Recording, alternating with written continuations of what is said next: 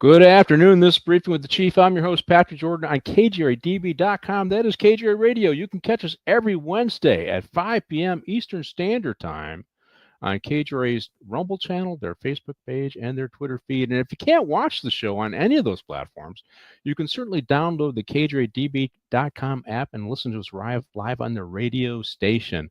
Now, you can also go to KGRA Briefing with the Chief, and then there's got the show and host tab. You just find my show, Briefing with the Chief, and you can find all the audio versions of my show. I've been at this about a year and a half, so there's plenty of material in the can, as they say in Hollywood, that you can pull up and listen to. And I have a lot of, one of the things I wanted to talk about, I did talk about it last week, and I wanted to remind you, they just settled with Steve Friend. He was a guest on my show. He was an FBI whistleblower. They settled him, and he's going back to work for the FBI. He's got a big settlement. Go back and listen to last week's show, and you can hear all about that. I'm really happy for him. Hopefully I can get him on my show again in the future. And then next week we just had the guy that I'm going to have on my show next week, Thomas Special. He just testified in court against the leading Democratic gubernatorial candidate in the state of Virginia. Now, he was targeted by the FBI as a conservative. They tried to fire him, tried to take his security clearance away. I guess he's an intelligence analyst, and they were unsuccessful. He fought them himself in court, and they were unsuccessful. And I guess she made some comments about him that the campaign did in Virginia, and he sued her for defamation, and her deposition will now be released to the public prior to the election, which is a bad deal. So she was way ahead in the polls, and Winsome Sears, who's the Republican candidate, she's lieutenant governor, she's closing the gap, and this will hopefully help put her over. So we'll have him on next week. He's got a lot of interesting things to say about January 6th, which really concerned about what actually happened on January 6th, because we have not got the straight scoop on that. So this week, though, we are going to have the great Florian Sohnke with us, and we are going to catch up with what is going on in Chicago. There's so much going on in Chicago, and I tell you, I was down for 4 weeks with an injury, and I wanted to talk about Chicago a lot, but I couldn't because I was flat on my back. But we are going to talk about Chicago today. He is the editor-in-chief of the Chicago Contrarian. I want to encourage you to go to see his periodical. They got a lot of great articles on there. When I first started my my partnership with Florian, they had articles a couple times a week. Now it's almost every day they're putting out an article. His subscriptions are increasing. It is the conservative voice in the Windy City. With that, let's bring on Florian Sohnke and let's get this ball rolling. Hey, Florian, how you doing? Good. Thanks for having me again, Chief, and I'm glad your health has improved. Thank you so much. Well, let's get into, first I want to talk about the success of your periodical. You are growing, right? And you're becoming the conservative voice in Chicago, right? Hopefully, yes. We've experienced some growth. It's taken some time, but you're right. We're publishing nearly every day now, which is great news for us. Our audience is a little bit over 20,000 monthly readers. So we've become a little bit more popular. We're getting a little bit more attention. And we recently started a podcast, which already has gotten some traction. So we're very pleased with the growth we've experienced within the past 2 years alone. So we just celebrated 5 years as a standing website, and there's, like you had mentioned earlier, it was sometimes once or twice a week. Now we're getting every day. Hopefully we'll be able to publish 6 or 7 times a week, 2 days, twice a week, and by the end of the year. So we're optimistic about it, and we're confident we've become even more influential in the political scene here in Chicago. Well, that's good. And the great thing about it, as we see with the murder of Charlie Kirk, is you need to have all voices, right? And some people want to suppress that voice. And if you haven't figured it out, folks, Florian Sohnke is the nom de guerre for the editor-in-chief of the Chicago Contrarian. And I think the death of Charlie Kirk kind of shows, sometimes, it's good to keep your name quiet because you are a target just for being conservative. And Illinois and Chicago is a bastion of liberal thinking. Do you agree with that, or is it? Very much. And I think it's almost in some ways ground zero for, sometimes extremism. We've got an unruly and a very dangerous Chicago Teachers Union, which is led by the Core Caucus. This was also the birthplace of the Black Panther Party. So I'm sure Los Angeles and New York, they've got their radical groups. I think the FALN was very big in New York. Los Angeles, not too familiar with any extreme groups, but you've got Antifa out there. You've got some crazy groups, and even though we've got a few kooks on the right, we've got extremism on the right. I still believe the likelihood for political violence it's more prevalent on the left than it is on the right, and I think and just to get off track for 1 second, Sure. The murder of the healthcare executive, I forget what his name is, by Luigi Mangione. He's the alleged killer. I think that was kind of a turning point because he wasn't a political figure, and it demonstrated the extreme left's willingness to target people outside the political sphere, and that's frightening. So, yes, we've got a problem here in Chicago. It's nationwide. Yeah, and I agree with that. I mean, it's also I think the Weather Underground was founded in the area, the Students for Democratic Society. I mean, Chicago was a big part of that, and the 68 riots at the Democratic National Convention. I mean, all of that stuff plays into Illinois. But also you got Dumb and Dumber there. I mean, Mayor Johnson and Governor Pritzker. I mean, Jesus, talk about people who engage in incendiary rhetoric. Both of those guys do, and it's directed at Republicans. It's directed at Trump. And I'm not surprised that people feel like they can act upon that incendiary rhetoric, the calling of Nazis, and we have to fight them at all costs, and we're going to fight them. And this is, almost like it's a civil war. I mean, we're going to do a clip with Johnson here pretty soon, but that's what's going on. That's who your leaders are in Chicago and in Illinois, right? Very much. I think it would be bad enough if we only had one of those two leaders, if we had just Johnson as the mayor, or having a different mayor and having Pritzker as governor, but we've got both. And you're absolutely right. Both of them tend to resort to inflammatory language. And I think specifically for Governor Pritzker, his comments in the immediate aftermath of the death of Charlie Kirk, I thought were just despicable. And as I had mentioned on our podcast the other day, even the Washington Post criticized Pritzker for the way he responded to Kirk's death. Had the governor simply said he regretted hearing about the Kirk's assassination and just left it as it was, he would have been fine. But he went on and he continued on to maybe a minute and a half rant about how President Trump is responsible for this, and only political figures on the right are responsible for it, and it's false. He took a beating about it. He's kept quiet. But Johnson routinely makes remarks like this, and he talks about white supremacy or as a problem in Chicago. And as I'm sure you well know, we have a black police superintendent. We've got a black chief judge of the court system. We have a black county board president. We have a black chairman or CEO of the Chicago public school system. And we've got a black mayor. We're on our fourth black mayor right now. Where's the white supremacy? And for him to even raise the issue is patent nonsense. Yeah, but it seems like some Chicagoans are at least figuring that out. I mean, that's why we got Burke, right? We got some people who are saying this is nonsense what they're doing, but we got to talk about that. Let's roll. Speaking of Johnson, let's roll with the Labor Day speech, and we can comment on it. Go ahead.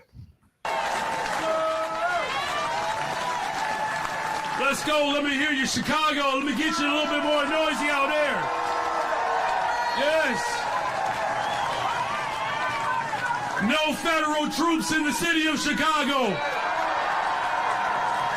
No militarized force in the city of Chicago.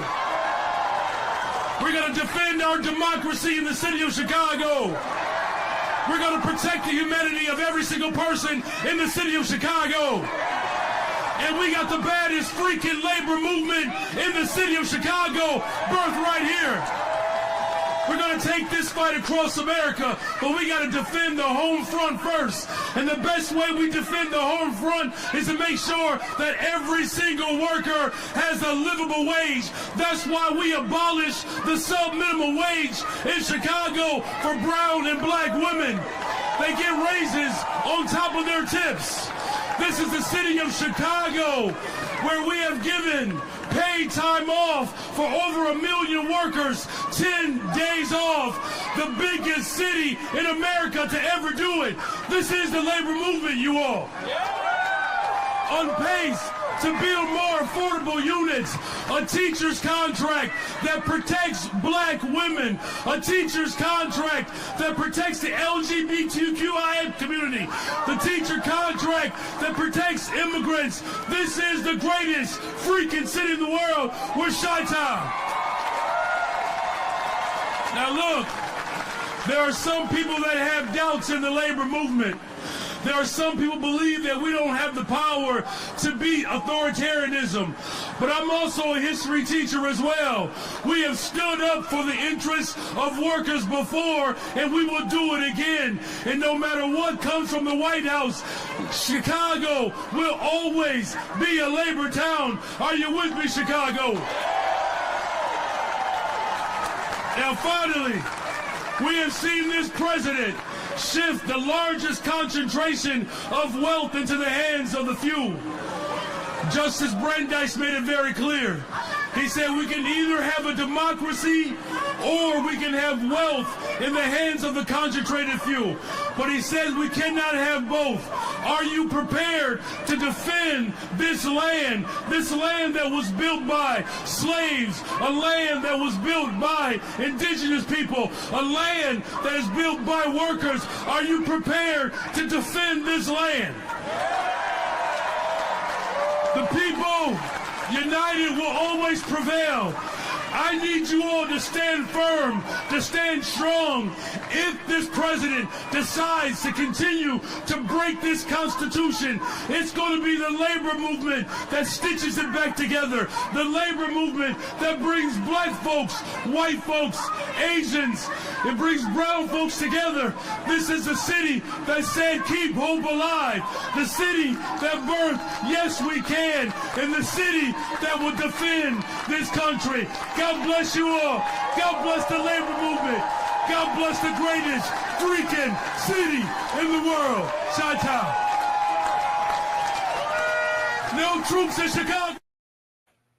No troops in Chicago. I mean, I saw this, and obviously this is a red meat speech. He's doing red meat to the unions, but he's also throwing out misinformation, violating of the Constitution. We have to defend this land. So his rhetoric is incendiary. Oh, absolutely. And I actually, while you replayed that, I actually saw it live. I went down there to that parade or the protest there. And to be fair, it was very tame. I didn't see any violence. I didn't see anybody with spray cans or tagging police cars or slashing tires. But he showed up and gave that 10 to appeared for maybe 15 minutes. And it was standard fare for him, which is, using that inflammatory language, trying to whip up a friendly crowd. And then everything is so deeply ahistorical, claiming slaves built Illinois and the just ridiculous historical perspective he's putting there.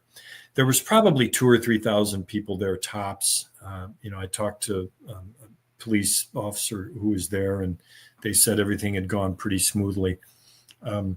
But again, I think the speech, his address, it just demonstrates the man has no intellectual depth or whatsoever. it's always getting up and repeating the same campaign slogans about how he's building the safest, most affordable big city in America. He's dedicating the whole city to workers and the labor movement. He's building a better, safer, stronger Chicago. There's nothing underneath that. It's all it is. It's just the stale cliche we've seen from him since the day he entered the political scene when he ran for Cook County Board. So there's really not much to him other than the good thing about him, unlike his predecessor, is Brandon Johnson is really a skilled retail politician. He's very friendly and warm out in public. He's funny. Of course, he has a completely obliging press who never gives him a tough question. Right. But Lori Lightfoot was a complete sourpuss. And unlike him, and that's what makes him appealing. So there's really no depth. It's just he throws out all the right buzzwords and he jazzes his base, and then he goes and then he offers up some silly program. So we're being led by, as Paul Vallis has mentioned many times, a failed teacher is now the mayor of the city of Chicago. Yeah, he's failed. He doesn't even know history. I mean, it's funny. He posted something, and I just kind of looked up, geez, how many men from Illinois died in the Civil War? Because it was one of those things of blacks, slaves built Illinois, slaves did this, and I just posted that, and it actually got a lot of play because it's like, okay, wait a minute here, there's some white dudes involved here. There was other immigrants who, from Europe who were involved here, and as I listened to his speech, I just go, okay, is he ever going to say, our white brothers? No, that never says that. Never says that in the entire speech. He'll say worker, but he always seems to equate worker to blacks, Latinos, and minorities. He never, and what is the population though? The white population in Chicago and Illinois it's at least 40%, right? Yeah, it's approximately. I don't have a number to give you, but Hispanics are growing in Chicago. They're about 30. It's pretty even. It's like 33% white, 33% black, 33% Hispanic. Hispanics are growing. Blacks are leaving. Whites are, kind of holding strong. But middle-class blacks are leaving. And there's been an exodus. There's been a couple of 100,000 black families who have left. And these are your middle-class blacks. These are, the obviously city workers can't live outside, but there's been an exodus of several 100,000 blacks from the city of Chicago since 2000. And these are taxpayers, we're losing that tax base. So yeah. Hispanics are growing. They're coming here and they're staying. We've also got, tens of thousands of illegals here who've boosted the population. But, the irony here is that one of the ways we can determine, population loss is the Chicago public school system opened up and nearly a month ago started school, and they were down another 13,000 students. Wow. So, but they're asking for another $1.6 billion to fund our schools. So the total population is kind of even.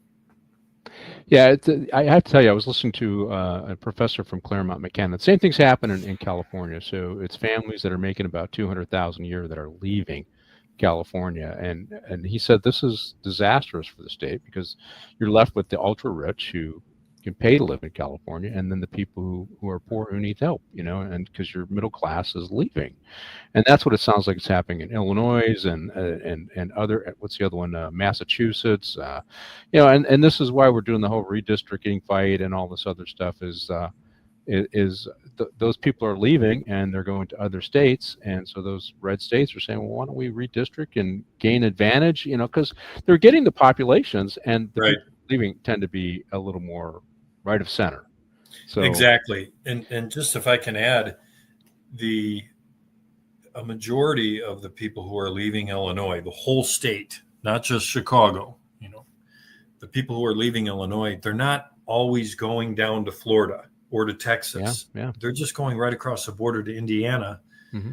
or to Wisconsin. And so they're the beneficiaries of this. This is their tax base increasing to our loss. So They still have an affection for the Midwest. They still have an affection for Illinois. So they're only just going across the border so they can remain nearby. But they're disgusted with the way the state and specifically the city of Chicago are governed.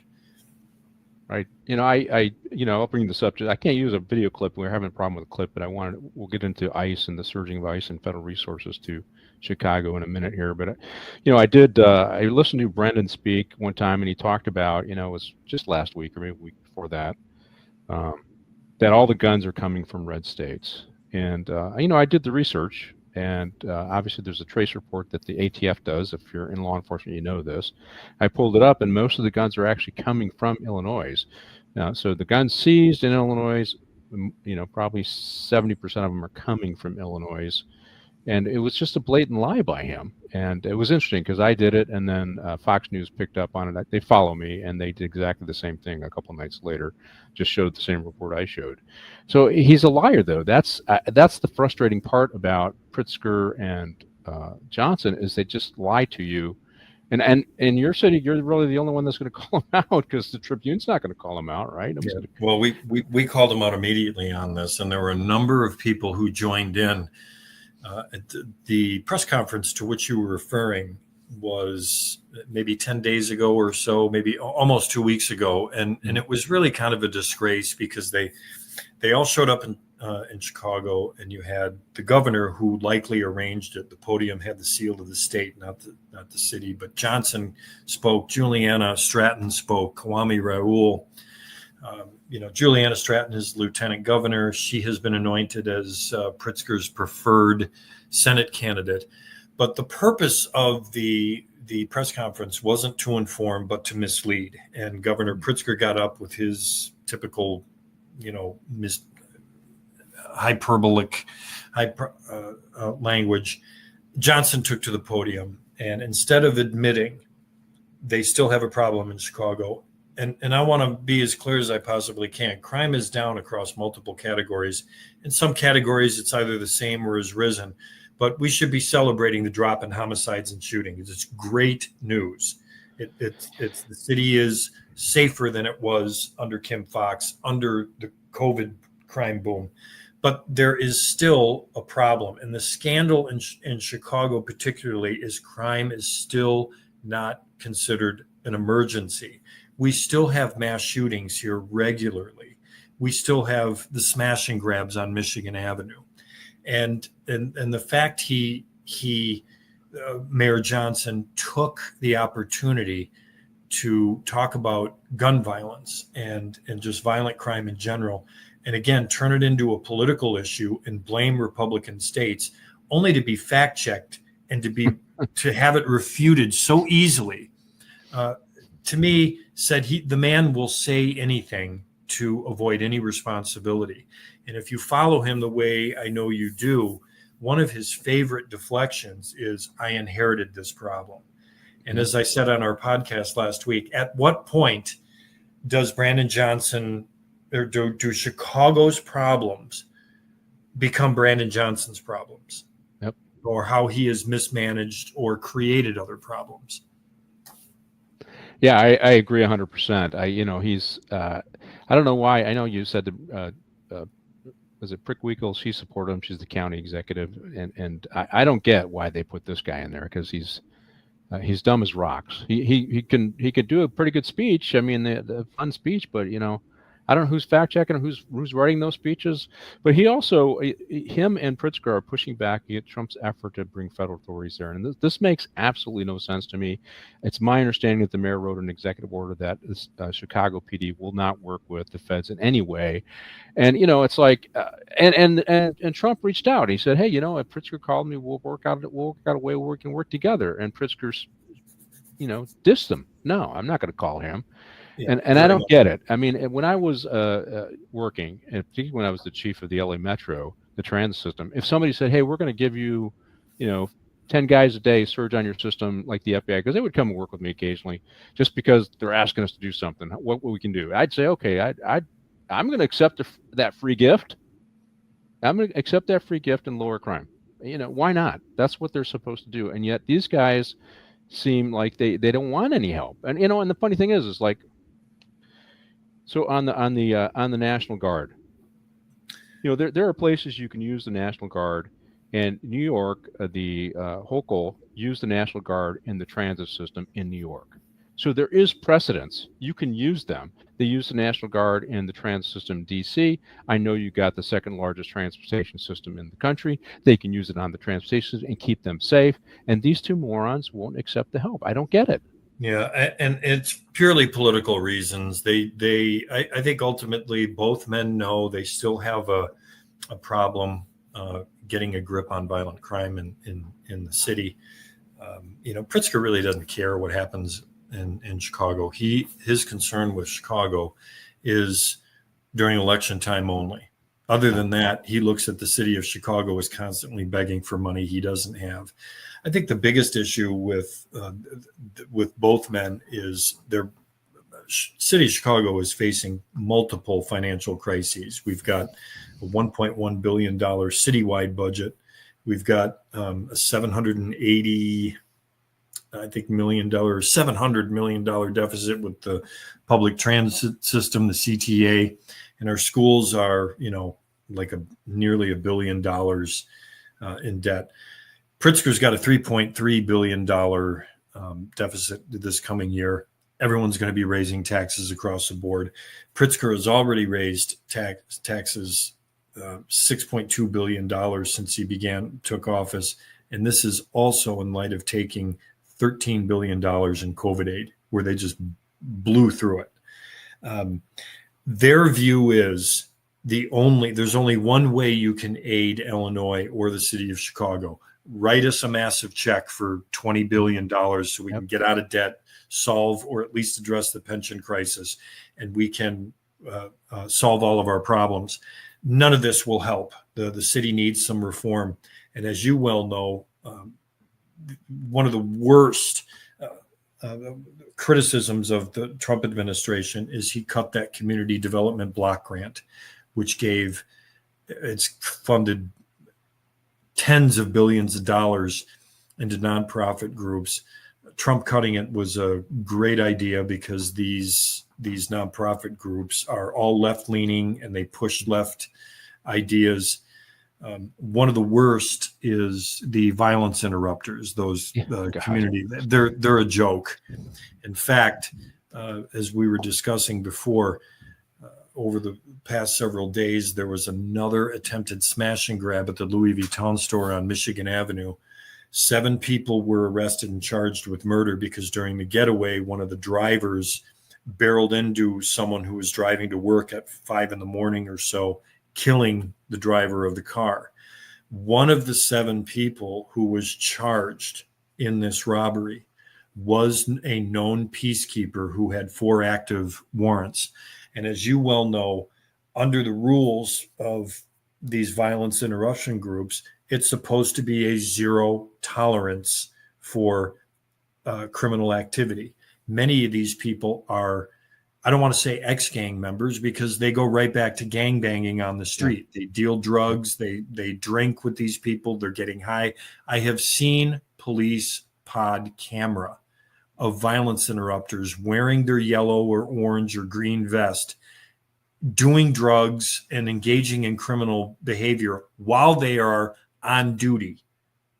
So why are we paying gang members to enforce the law as unarmed peacekeepers? For some reason, the mayor has deluded himself into believing, as many of these groups do, peacekeepers, because of their experience on the street, are uniquely qualified to address crime. It's a lie. It's a fraud. It's grift. Yep. It's nonsense. And this is going on all across the country.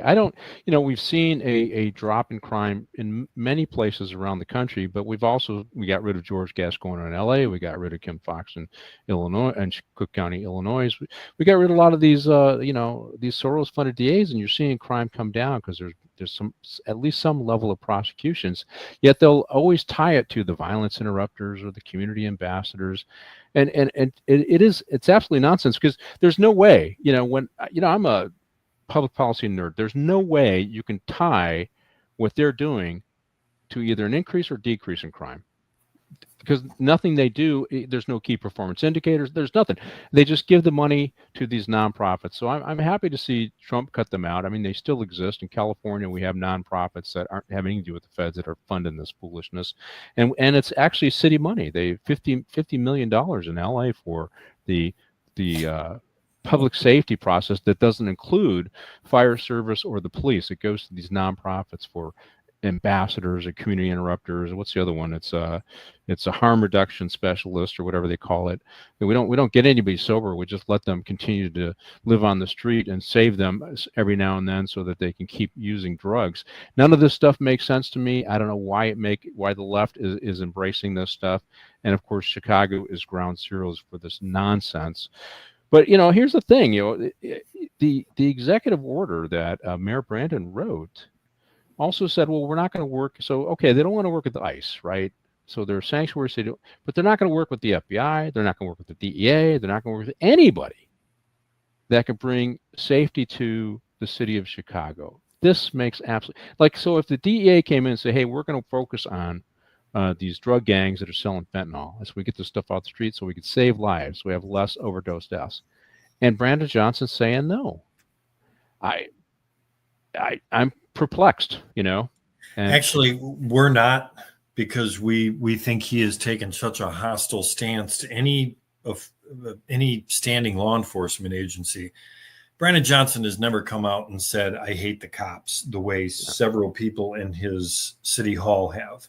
He recently hired a woman named Sheila Betty, who has sued the city of Chicago like 65 times, mainly over police matters. He's got a woman who has posted inflammatory remarks about police before, Kennedy Bartley. He's surrounded, as Brandon Johnson's term has proceeded, the number of rational thinking moderates, and there were very few to begin with, has shrunk. I don't think there are any real moderates. He's surrounded himself by the radicals. There's no hiding it. But I think he has a real deep-seated hostility with police, with law enforcement in general, particularly the police department. He thinks armed men in fatigues, that's what he looks at them as like some Praetorian Guard, not a legitimate law enforcement agency. And in the past several weeks, he's made several remarks, about how there is no need for law enforcement. Well, he issued that executive order. It's an utterly meaningless executive order. All it did was reaffirm the city's position under sanctuary city or welcoming city ordinance. Police department is not allowed to work with ICE or the ICE or Custom and Border Patrol, but with the possibility of an organization or law enforcement group like ATF, DEA, Postal Inspection, FBI. I'm not quite sure on the language specific. I think it discouraged cooperating unless there was an instance in which a federal agent needed urgent assistance, if it was an emergency. And even then, they're kind of hopeful it's not serious, because they don't. I think the police department's very concerned about this because they're getting pressure from Johnson. Don't cooperate. So, which is pathetic. There should be regular cooperation with law enforcement. And I just want to add one more remark to try to clarify the ignorance of the position the mayor holds. Mayor Richard M. Daley regularly held meetings with the U.S. Attorney's Office and representatives of every major law enforcement group when they were working on fighting crime. And he was obsessed with it. And we had some real problems in the 90s. We had very high homicide rates. Mm-hmm. He understood building bridges with federal agents was going to reduce crime.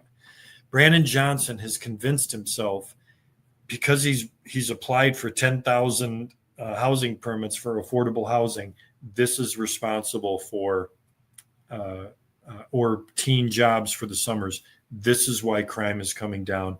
That's absolutely preposterous. It takes years for those type policies to be experienced by the public. Fighting crime, jailing people, or detaining and incarcerating is the way to keep streets safe. Absolutely, and if I hear him say the word, we have to invest in our communities to solve crime. One more time. I mean, if I had a dollar every time he said that, You'd be rich. I'd be rich. Well, let's show some stats though. Hey, man, let's hold the Chicago Turn Red video towards the end, but let's show the 2024 Chicago is number 10 in homicide rate. Now, here's the thing. So he's saying everything's great. So this is a list of all the cities, and it's who has the highest homicide rate per 100,000. And Chicago is the biggest city in this group. So if you compare them to Los Angeles and New York, they're failing. This is the kind this is obvious to everybody, yet it doesn't seem to be obvious to Pritzker or obvious to Brendan Johnson. So when they reject these resources, they're rejecting the opportunity to drop out of that top 10. That's kind of how I see it, right? Yes, and again, it's politics motivating this, not a concern for public safety. And as you and I well know, the people who suffer the most are law-abiding Blacks and Hispanics in high-crime neighborhoods. And we have heard for the past decade, perhaps longer, since 2008, when the progressive movement started to explode again, their greatest concern was uplifting the marginalized, protecting people who had been overlooked or in poor neighborhoods. They are even more neglected now. If their public view was these residents are living in obscurity, they're even worse off now because they don't have the police protection they deserve, and they only recently got a prosecutor who gives a darn about them to prosecute the criminals who prey on them every day. Well, let's get into that. I wasn't planning on talking about Judge Eileen Oberg, but she was a big subject of many of our conversations previously. How is she doing? Your mind, how's she doing? I think she's doing very well. I think since she came in early December, we saw an immediate reversal of handful of policies. The first one was retail theft, and I think this was the appeal of Judge Burke on the campaign trail. Whenever Burke was asked about a specific crime, in contrast to Clayton Harris, Harris would always say, well, we'll have to look at the circumstances and before we charge. Our charging decisions are, well, we'll look at it. And I think it's important you scrutinize every single crime properly. What Burke's answer was consistently when asked how on charging decisions, she said the same thing over and over and over. We have to look at what the law says. And under Kim Foxx, she ran the office like an improv. She just kind of shrugged at minor level crimes and then looked at the skin color of the perpetrator of the crimes. And if they fell into a category she thought was deserving of sympathy, she said, okay, well, we're not going to charge them. We're going to release them. And so we have a different approach here. And in March, she had her 100-day interview with ABC, the local affiliate here, and they were asking her about some of the most pressing matters her office is facing. And she point blank said, we've had a dramatic rise in murders associated with domestic abuse. And she looked right into the camera and she said, that's a house on fire. So as of today, I believe it's 42% of people who are charged with gun crimes are being detained. So that means those 42% were let go under Kim Foxx. And this is even better news because of Judge Burke, we have 81% of domestic abusers are now being detained. Wow. Who are your victims of domestic abuse? What's the highest percentage? What category? Black women. Black women. They are more than likely to be murdered by their domestic partner or husband. So Black women are safer already under Burke than they ever were under Kim Foxx. So I think thus far she's done a very good job. She's met all the expectations we had. I knew she wasn't going to be the second coming of the Lord, but we have a competent prosecutor with outstanding organizational and managerial skills. She's returned the office to that of a prosecutor's rather than another public defender. And just one more point I'd like to add. We've had a pretty significant crackdown on retail theft, in which Burke several months ago was interviewed on CNBC about partnering with the federal government or federal law enforcement to crack down on retail theft rings. So her office is more than willing to work with federal authorities on retail theft. Brandon Johnson won't work with them even to reduce gun crime. And Burke's office, we've seen an upswing on the prosecutions on retail theft. And so we had that recent incident downtown on Michigan Avenue. We've got people charged with murder now. This would not have happened under Fox. So we think she is slowly moving the needle back north. Yeah, I think her motto can be, prosecutor's office, saving lives every day. Exactly. So that's good. And I want to bring up another chart, and this is the overdose death rates in Chicago, because the things that you're talking about are going on all over across the country with these progressive prosecutors. In Philadelphia, we got rid of most of ours in LA, but surprisingly, Texas has a lot. You got Austin, you got San Antonio, you got Houston. I think Dallas has one too. But here's one of the side effects of not prosecuting drug crimes is you see the spike in overdose death rates in Chicago. This spike is very similar all across the country. And when you have a good prosecutor like Burke, you're going to see that dip. Now, some of that dip is from they got their harm reduction people running around with Narcan saving lives, and so it has flattened out, but that is what they call a spike in statistics. A lot of people have died because of bad public policy, not just by homicide, but also from overdose death rates, because law enforcement does intercede in those types of crimes, and they save life if we're doing it right. So Chicago's still got a way to go when you look at the overdose death rates. Do you agree? Yes, I do. And unfortunately, Brandon Johnson's remedy for overdose deaths is to install, and I don't know if you're familiar, we put a tweet out about it because he went up to celebrate, but it's called a Narcan newsstand. Yeah. And they I'm sure you know what I'm talking about, but for the benefit of the audience, I'll explain. It's a newsstand. What's the term I want to use? The thing where you put the quarter in and you can get the newspaper. This opens up and there's a Narcan pen in there. Essentially, it's kind of what you had mentioned earlier. The way we're solving our overdose is to set up those distribution vending machines. All sorts of. They look like the old Coke distributor, the newspaper. Yeah. And basically what we're doing is Narcanning these people back to life. So they're not getting treatment.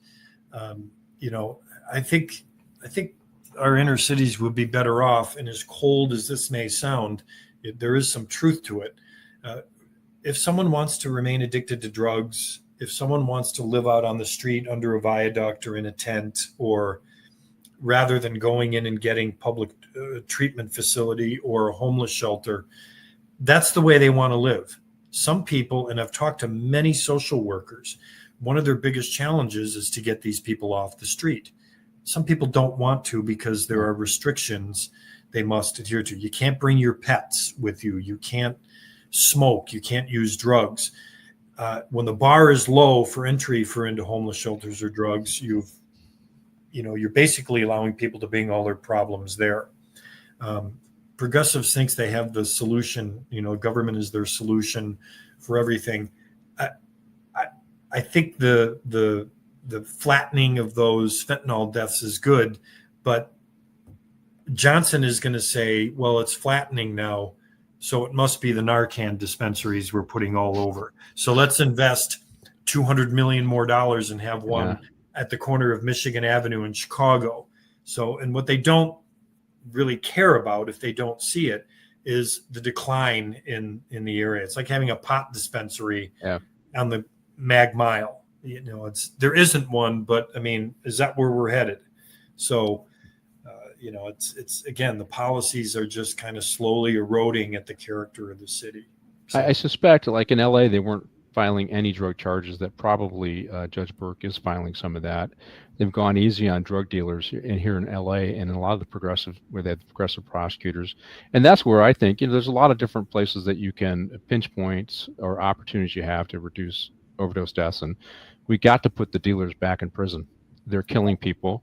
They are killers. There's nothing nonviolent about it. And that's a critical piece of this. Yeah, totally agree. Drug dealers are killers. And I don't necessarily mean, maybe a guy standing on a street corner with, an ounce of pot, but, we've got some people who run little operations in neighborhoods, some of them citywide, some of them statewide. Those are the people who need to be incarcerated. Unfortunately, though, in Chicago, we've got a far left, left-wing theologian who recently described incarceration as unconscionable and immoral and racist. So as long as we have this thought prevailing in our political system here, I don't see any change. I see it continue tilting towards the Narcan dispensaries, at least we're going to have drug dealers charged, but we're going to have people criticizing Burke for doing so. Right. So I think that, again, there's a decay there, and it's just Johnson is contributing to it. Well, I was doing some research on Portugal because I was asked to speak on that, and Oregon's when they dropped all their drug charges there, and now they've re-implemented them. And one of the interesting things about Portugal, because Portugal doesn't prosecute any of that stuff, and everybody points to that as the model. But when you start looking at what is actually going on in Portugal, they're starting to see addiction increase. They're starting to see more overdose deaths. But more importantly, there's an attitude amongst the people who service the community that drug use should be a human right. And, so they went from an attitude of, hey, let's treat these people, let's get them healthy, to, hey, let's just maintain. And I tell you what, when your budget depends upon having a lot of people who are addicted, you end up embracing that, because what are you going to do? You're going to go into business once you get everybody saved? Of course not. That's not what. Let's bring up the next slide, because I want to reinforce what you said about women being under targeted. And this is, I think it's 7% of women. I got it on there. Assault rate in Chicago is the slide. Here it is. So assault rate in Chicago. Now, I read this article, and as you can see, women are being targeted. And the interesting thing about this article, you go ahead and take it down, and is that it just not only are women being targeted, but also a higher number of blacks in general are being targeted. So we're seeing a reduction in assaults on whites, we're seeing a reduction in assaults on Latinos, but we're not seeing a reduction on assaults on blacks. In fact, it's kind of going up, and black women are primarily the ones that are taking the hit. It just as Burke has talked about. So this, I forget what periodical this was. Let's see, it's the Council Illinois Policy, I think. Yeah, so it reinforces what you said. The problem I have with this whole divisiveness with race is, if put people in prison, a disproportionate number of blacks in prison is racially divisive. Allowing a disproportionate number of black people to be victimized, particularly women, how come that part doesn't play into the logic of our public policy making? Exactly, and it resonates with Burke. Obviously, it's not resonating with our progressive colleagues, in Chicago. I can't explain why this doesn't. It's something you and I consider, and it's something Burke has considered. But how it doesn't, how the impact of some of these policies on the very groups they purport to help is beyond me. You would think it manifests itself so easily when you've got a total of 26 black women who have been murdered in domestic abuse incidents, and you've got their assailants out after they've been charged with domestic abuse. They're arrested, the police bring them, and then they're right back out on the street. And I forget the name of the instance, But it was last year when there was a recent parolee who had returned to his ex-girlfriend's house or wife up in, I think it's on the north side of Chicago, and he stabbed Jaden. I forget the last name of the young boy, but he went to defend his mother when the guy came back to seek revenge against the girlfriend. The 10 or 11-year-old boy stepped in, and the man stabbed the young boy, and he had been out of jail for 1 day. He did not fear the law whatsoever. So we've got a problem here. How the left doesn't see how negative the negative impact of their policies are is beyond me. Yeah, I believe, and I might have said this to you before, is they look at crime as people who commit crime as a collective failure of all of us, not the failure of the individual. They've collectivized the responsibility for people who commit crimes for all of us, and we need to. That's when you look at their policies. I mean, I was looking up the website for the California Department of Corrections, and they have a victims meeting suspects kind of program, and all the restorative justice stuff. It puts the burden on the victim. It puts the burden on the community, right, for the individual's behavior. And there was one instance, if I can just throw this in there, I'll be real quick. Several years ago, there was a carjacking. There was a rash of teen carjackings. Law enforcement held a public Zoom meeting, and it was shocking to see Kim Fox get up and explain her office's approach to prosecuting teen carjackers. She didn't talk about a teen stealing a car and committing a crime. She expressed her view of the office as what we need to do is to figure out what's going on around this teenager's life so we can understand why. And that's the problem with progressivism. They don't care who committed the crime. They want to know why it was committed. Nobody cares why it was committed. Nobody cares. And we need to return to the prosecution of the law as identifying a criminal and proportionately sentencing them behind bars. Yeah, I just read a RAND report on a program that I worked on, a rapid diversion program. It's got a 92% success rate, but I know why it was successful. Not just because I worked on it, but here in LA, but because it was a lot of bureaucrats who had the right feeling in their heart on how we want to solve these problems. I mean, I worked with the public defender's office, alternate public defender's office, the city attorney's office, and we all understood the criminal justice system. And so when we developed the program, it worked.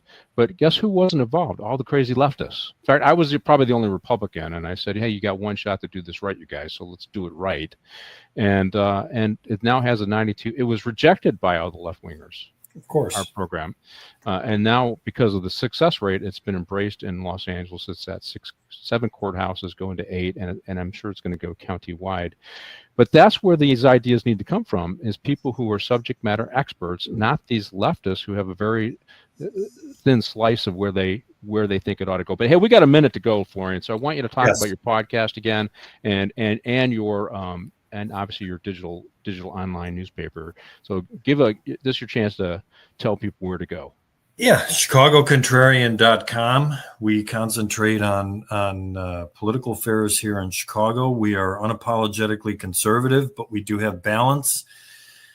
And we recently started a podcast, which we think is going to enhance our appeal across the city of Chicago. It's called Chicago Contrarian, the podcast. So we invite everyone to read our website and to tune in. We have an hour-long podcast once a week. We record on Fridays. It's uploaded on Saturday. We just put up our most recent episode this morning. Thank you, Chief, for letting me do that. Florian, thank you for joining again on Briefing with the Chief. You can find him at the Contrarian podcast on Rumble, right? Or no, it's on Spotify. It's on all the platforms, right? And then you can find Briefing with the Chief. You can find Briefing Chief every Wednesday at 5 p.m. Eastern Standard Time on the Rumble page, Facebook, and Twitter feed. And you can also find us on the online radio station for KGRA. Thank you, Florian, for joining me today. Amanda, I think we're done. You could take it away.